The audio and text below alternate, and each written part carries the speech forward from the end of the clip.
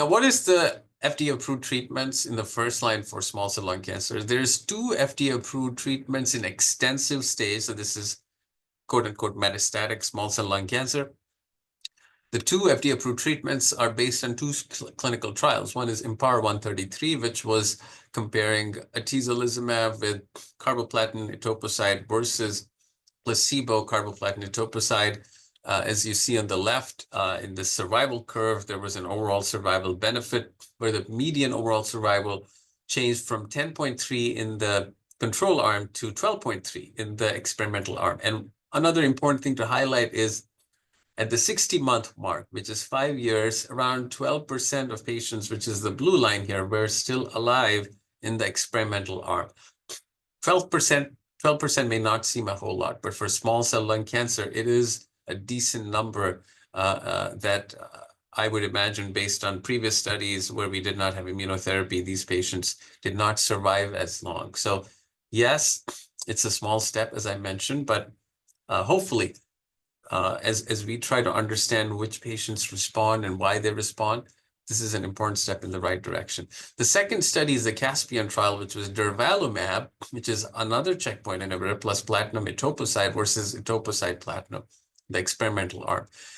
And again, the median survival increased from 10.5 to 12.9 months, so approximately a 2-month benefit. And at the 42-month mark, which is around 3.5 years, you see around 18% of patients were still alive, compared to around 6% patients at the 36-month mark in the experimental group.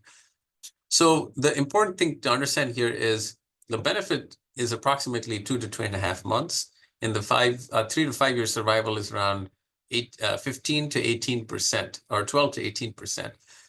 But I think the important question is that what is the benefit in the real world population of patients that have extensive stage small cell lung cancer, given that in the real world, we often see individuals that may not have as good of a performance status functionally, or have other comorbidities, which may limit what kind of outcome or what kind of benefit they get from some of these therapies. Now, I think important to understand and highlight, there are approaches that are trying to advance how we can achieve more benefit in the maintenance setting, in the first-line setting for extensive stage small cell lung cancer. One of the trials to highlight is this IMforte trial, which is lurbinectedin, which is currently approved as a second-line or beyond option. It has an accelerated approval. It is a RNA polymerase inhibitor, inhibits protein synthesis. And in this trial, they're giving lurbinectedin with atezolizumab, which is a PD-L1 inhibitor, in the maintenance setting. So the design of the study is they have individuals getting 4 cycles of atezo plus carbo plus etoposide, which is the standard of care. And then patients are randomized to receive maintenance atezolizumab versus maintenance atezolizumab with lurbinectedin.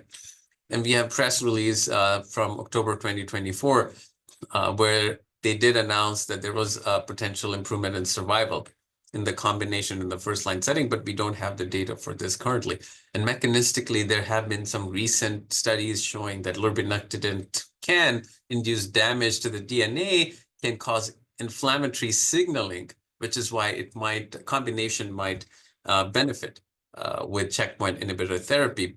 But having given lurbinectedin or some of the other cytotoxic chemotherapies in the clinical setting, second line or beyond, these therapies do have side effects such as blood count issues, bone marrow suppression, infections, etc., that can be sometimes concerning. So it'll be interesting to see what this data looks like.